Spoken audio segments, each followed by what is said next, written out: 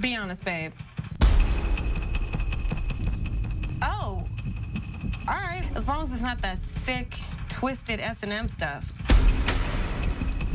Wow. Baby, give me a little credit.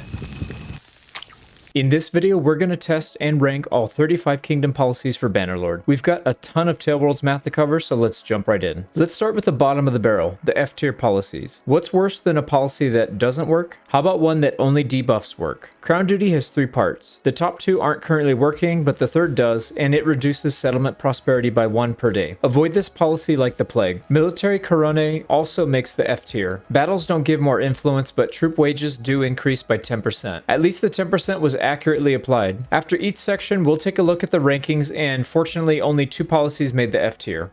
The E tier is going to be short. Since nothing in each of these policies work, I have no data to show you. We can safely ignore all 5 of these policies: King's Mercenaries, Land Grants for Veterans, Peerage, Charter of Liberties, and Council of Commons.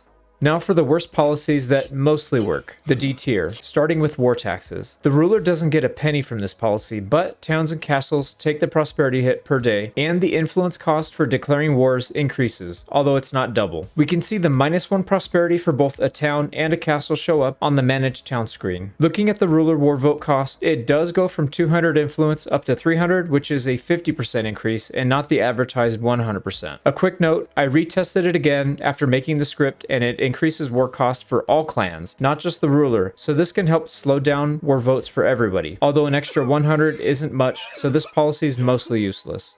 Debasement of currency is also a bad policy. It does give the ruling clan 100 dinars per town without reducing income directly, but it does reduce loyalty for both towns and castles. We can see the income using 2 examples, one with a single town and another with 5 towns and 1 castle. Again, no income is awarded for castles. However, we still see the -1 loyalty for both towns and castles, which is painful. Loyalty at 100 can give a massive bonus to income and a massive penalty to income at low loyalty. So is the extra 100 dinars worth it? No.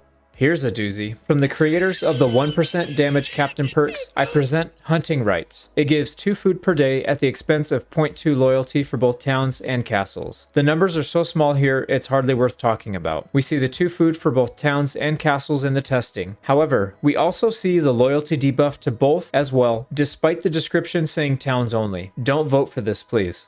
And last on the D tier, we have Marshals. This policy decreases the cost of calling parties into an army for tier 5 and 6 clans by 10% and reducing the influence of the ruling clan by 1 per day. Looking at the testing, we do see the drop in cost, and Tailworlds actually rounds up for us. Melodier costs 23 influence without the policy and 20 influence with. 10% would be 2.3, but it's rounded up to a flat 3 influence reduction. And the influence deduction is only for the ruler clan, as I tested it as both a vassal and as a king. The 10% reduction is just too small to be meaningful, and the -1 influence is heavily offset by the +3 a king gets by default. Influence can be better spent elsewhere. We're 11 policies down out of 35, so that's a good sign that the majority are at least C and above.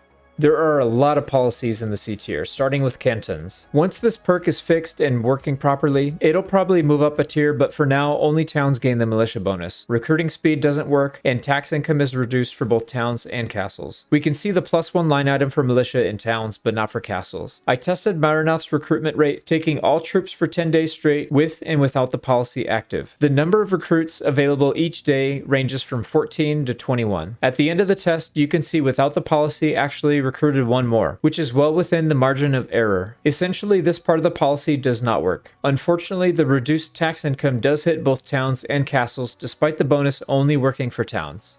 Land tax isn't a bad policy, but looking over the numbers, it's just very weak. It takes income from villages within a kingdom and pays it to the king. Notice there's no line item for the tax income on the fief. Instead, it shows up on the daily income ledger. If we aren't the ruler, it subtracts 10% from all village income for that period. When we are the ruler, we get a nice little chunk of dinars from everyone. Again, it's not bad, it's just not really going to have any impact.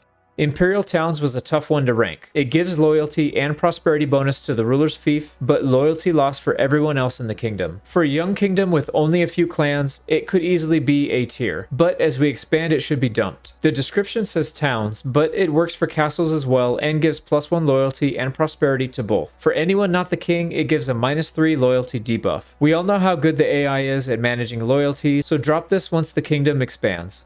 Royal commissions reduces the cost for a ruler to create and maintain an army, and increases the cost of creating an army for everyone else. It's not very impactful as the amount of influence spent or saved for armies pales in comparison to other votes, and clan parties are free. From the testing, we can see it's actually 35% less influence to call parties as the king. Terwold's math is on our side this time, and boosting cohesion is 50% cheaper instead of 30%. Wow, more Terwold's math like this, please. For all non-ruler clans, it'll cost 10% more, but at least they round down for us. I contemplated putting Serfdom one tier lower. It gives influence for attached villages and a security bonus, but also reduces militia, which is a no-no in my books usually. We can see that each attached village gives the influence bonus of 0.2, which even works for castles attached villages. The security bonus and militia malice will only affect towns though. If only it didn't reduce our militia, it could be much higher.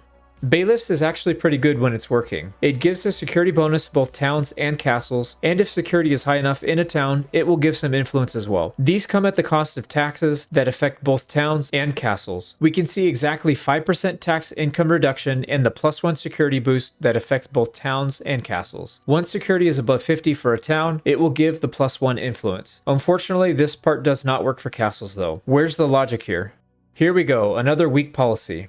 And another one. This one gives a small bonus to a town's tariff income at the expense of prosperity. I collected data from over 20 days, and the only pattern I could find was that 16.5% of tariff income was paid as a tax. It's not tied to anything else, which is why castles don't add to the income. We can see the left side has only a town, and the right side has both a town and a castle. Yet the road tolls income remains the same. But unfortunately, both castles and towns get the prosperity loss. This one really should be D tier, but I was feeling generous. And that does it for the C tier policies. Not complete trash, but also not far from it. Okay, bring on the sexy policies. I gotta have more cowbell, baby. Starting off the B tier with Lawspeakers. With charm skill of 101 or higher, we can pick up free influence each day, which can be done from very early on in the game. The only downside is if our build doesn't include charm, which will lose influence each day. Looking at the testing, with 100 skill and charm, we see the -5 influence line, and bumping our skill up a single level to 101, we switch to a positive 0.5, which is half of what the description says.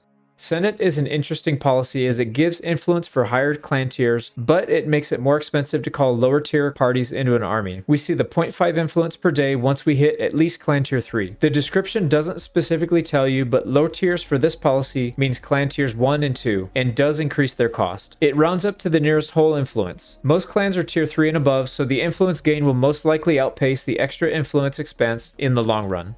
Feudal inheritance almost made it to A tier, but since taking fiefs from other clans is hilarious, it has to stay at B. This policy increases the cost of revoking fiefs and also gives influence for owned fiefs, whatever that means. We can see without the policy it costs 200 influence, and with up to 400. We do gain a fair bit of influence though. It gives 0.1 influence per castle and town and attached village. In this case, we have one town with 4 attached villages and one castle with 2 attached villages, adding up to 8 in total, or 0.8 influence. If you own some fiefs and don't plan on revoking anyone else's, then this could be a great pickup.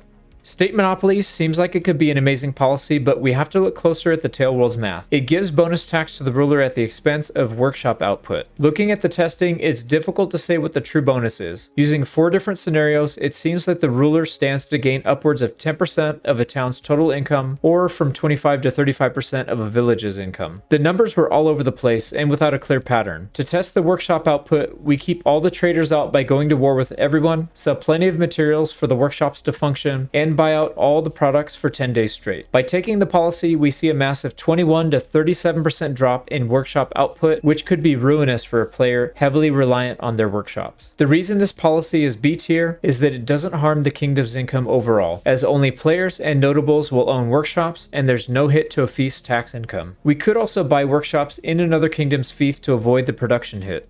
Magistrates is very straightforward, no funky math here. It increases security for our fiefs at the expense of 5% of tax income. The policy states towns, but it actually works on both towns and castles, as we can see here from the testing. It also applies a negative 5% line item to the settlement tax for both. Security isn't terribly important, but it's B tier because it doesn't cost that much, and if our fiefs aren't at 100 security already, then this can help, which will raise loyalty as well.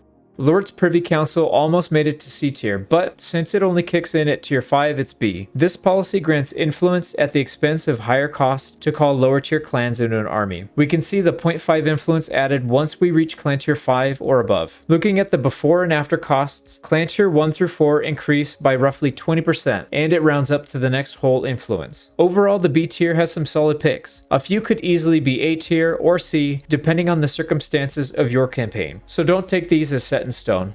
Moving on to the A tier, we start with our first loyalty policy, Grazing Rights. This one grants a loyalty bonus to both towns and castles at the expense of slower village hearth growth. We can see a 0.5 loyalty bonus for both towns and castles. Village hearths also reduced by 0.25 per day, which is significant. If prosperity growth is a high priority, then avoid Grazing Rights as the village hearth growth will be very slow. In all other situations, the loyalty boost is well worth it and should be taken.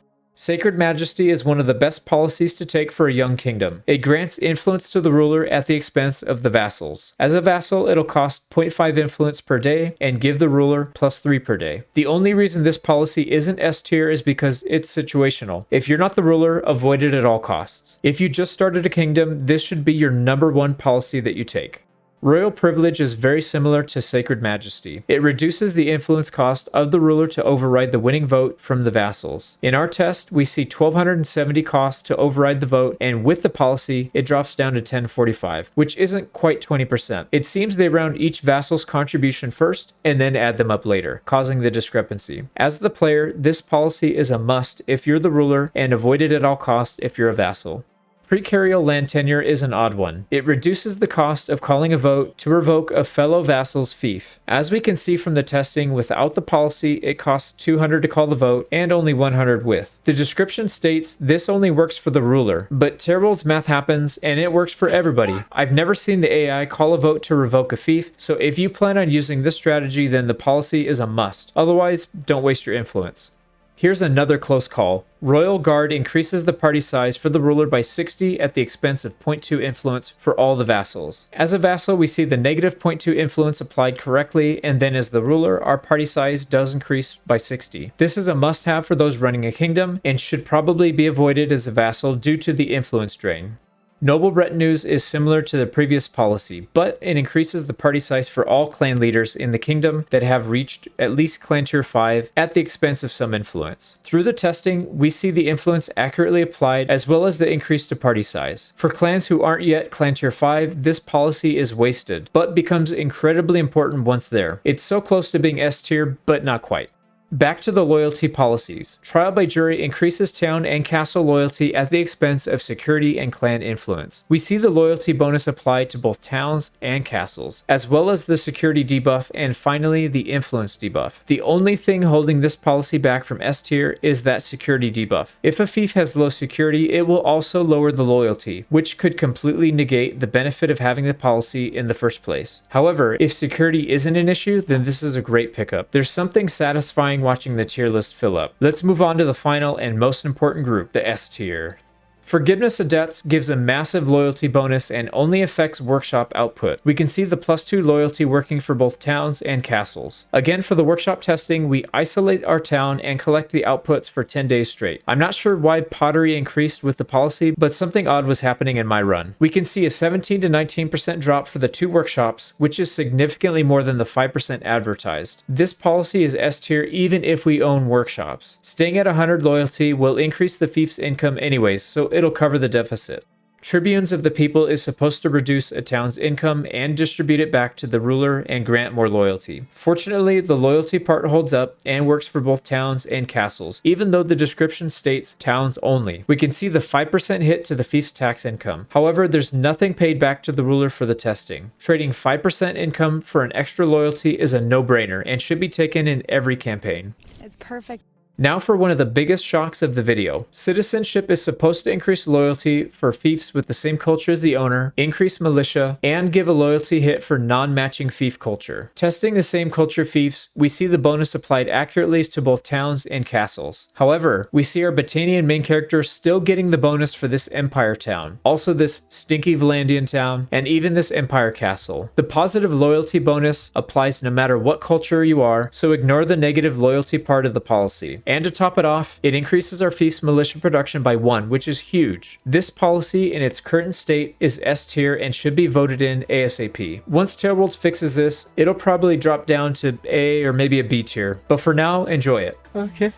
For the final policy, we come to castle charters. I know, I'm just as surprised as you. This policy is supposed to decrease the cost of building in a castle only. We can see this castle's walls costing 5,000 construction without the policy and only 4,000 with the policy. However, if we look at a town, we still see the 20% discount working. Castles are much less desirable than towns, but since towns are affected by this policy, it's S tier. Being able to upgrade any of the good buildings like the loyalty building, the food building, etc. for a significant discount is just as good as getting a loyalty bonus, as we can pick and choose what our fief needs most at that time. Once this is patched, it'll probably drop down to C or maybe B tier, but for now it basks in the glory. Looking at the tier list overall, many of these could easily move up or down some depending on what your personal situation is, so take them with a grain of salt. And these will most likely change when the game is released fully in the near future. But for now, I hope this helps. Click on this video here to see which policies should be taken and in which order when starting your own kingdom. Vote for that like button, and I'll see you on the next one. A big thanks goes out to the YouTube channel members and Patreon supporters who help support this channel financially. I really appreciate your help.